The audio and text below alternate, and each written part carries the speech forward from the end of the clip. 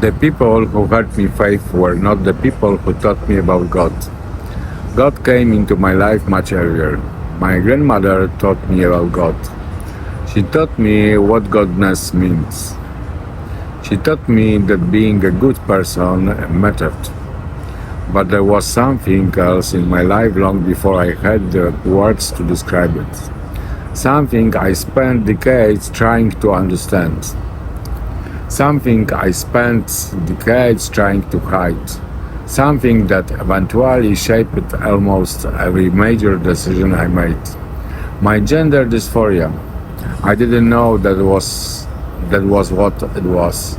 I didn't have the language. I didn't have the understanding. I only knew that something about the life I was expected to live felt profoundly wrong. And because I didn't know how to solve the problem, I spent years trying to build a life in which I wouldn't have to face. That is the real beginning of my story with faith, because I wasn't simply looking for God. I was looking for a way to live with myself. And eventually I believed I had found it. I thought I had finally come home. I was wrong. I don't remember a particular moment when I began thinking about God. I was a child. I didn't make a decision about religion. I didn't have the knowledge or the perspective to make one. God was simply part of the world I was growing up in. And my grandmother was the person who taught me what that means. She taught me about God. She taught me what goodness means. She taught me that being a good person mattered. Our relationship was complicated, as always, very complicated. When I look back at my life, I know that many of the things I later tried to find in religion were already planted in my heart. And there were other things in my childhood that, looking back now, I understand very differently. I had my dolls, and when I was alone at home, I would put on my mother's high heels. Once I even twisted my ankle, but it didn't stop me. It only taught me how to walk in the pattern. I didn't understand what any of this means. There was no theory behind it, no political statements, no identity label.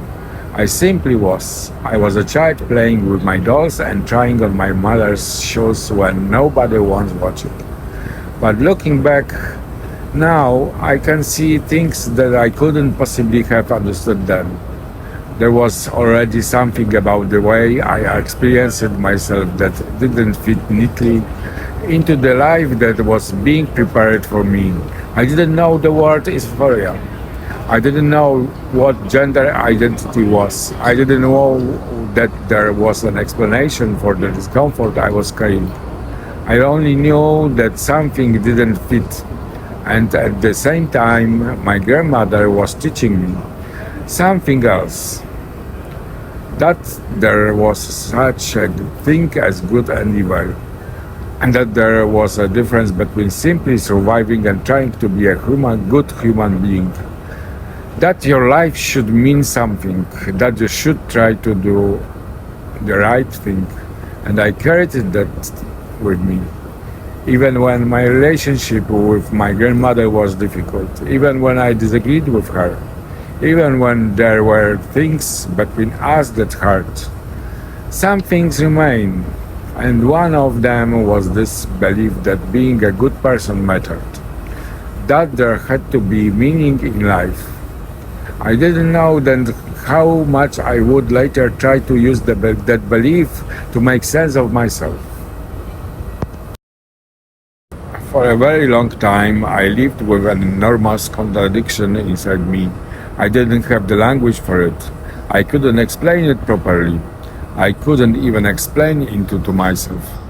But I knew that something inside me was profoundly out of agreement with the life I was living. And this was not a small problem.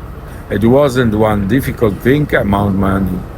It was the problem underneath many of the other problems.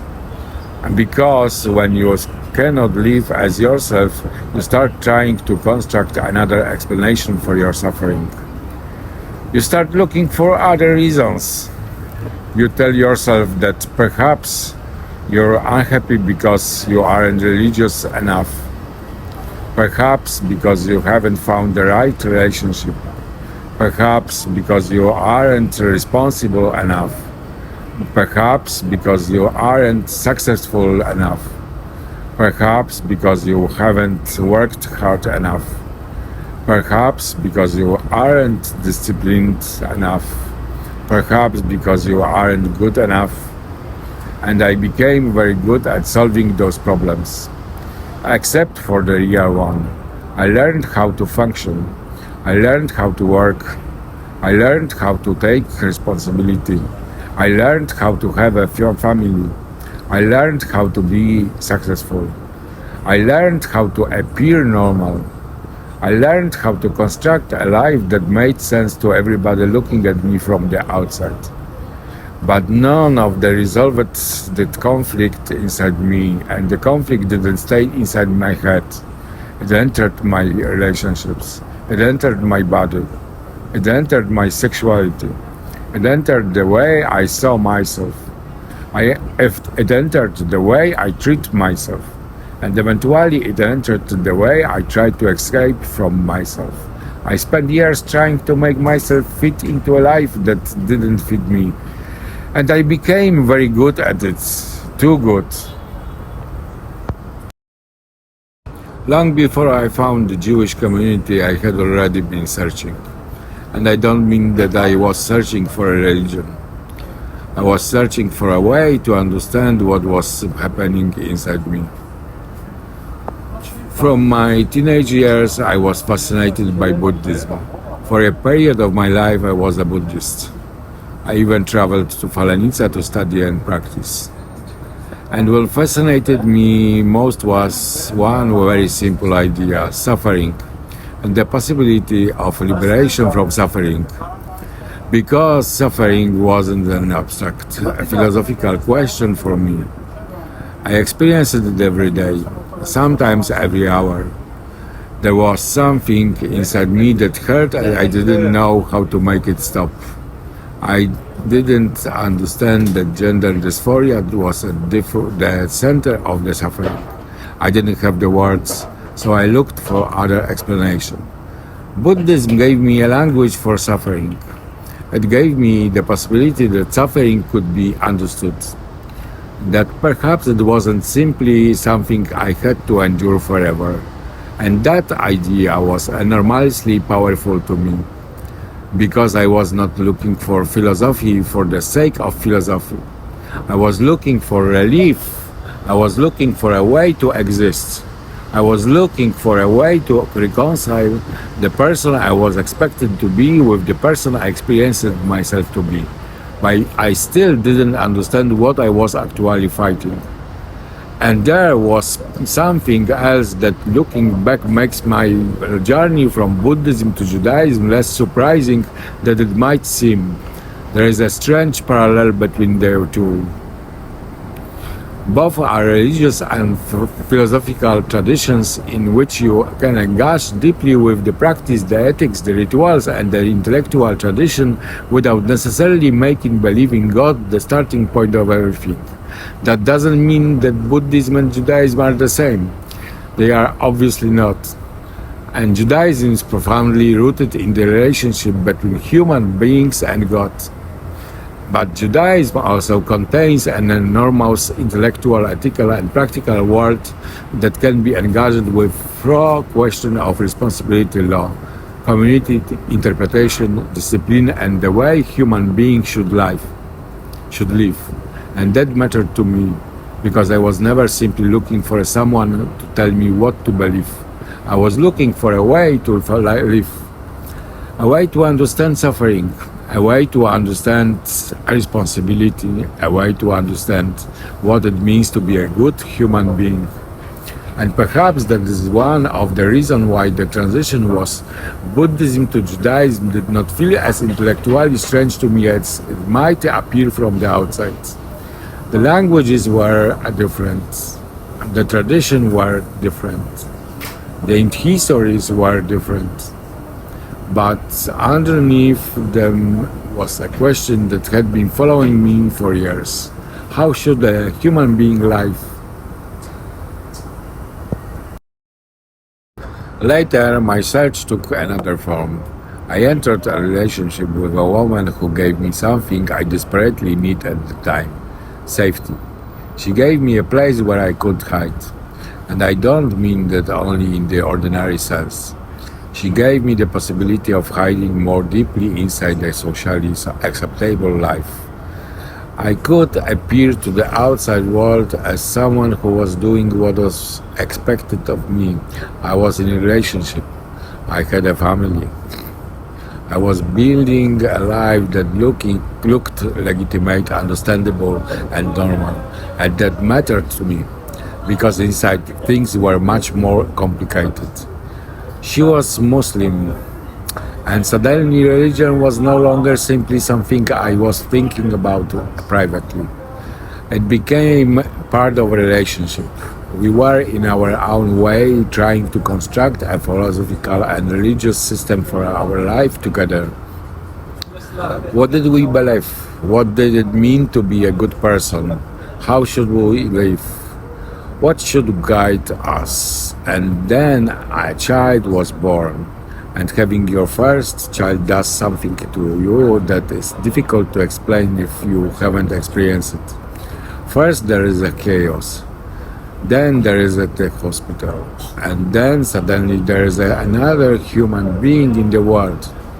And you understand that you will never be exactly the same person again. Because now there is someone whose life depends, at least in part of on the choices you make. Then the responsibility changes everything. And suddenly the question of how to raise a good human being becomes much more complicated. Because what does a good human being actually mean? What do you teach a child?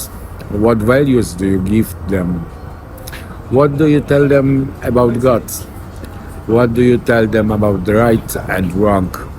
What do you tell them about suffering? What do you tell them about the world?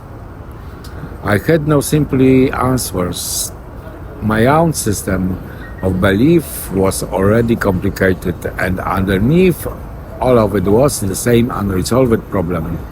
I was trying to construct a good life without knowing how to live as myself. There is something else I want to make clear about the period of my life. I wasn't being carried by my wife. I wasn't someone whose wife supported the family while I simply followed along. The reality was essentially the opposite. At the time, I was running the representative office of a company whose headquarters were located in another city. My then wife was my assistant. I was responsible for the office and for its work. I taught her how to use the language correctly. I taught her the culture and the standard of professional work. I was the person building and managing that professional life.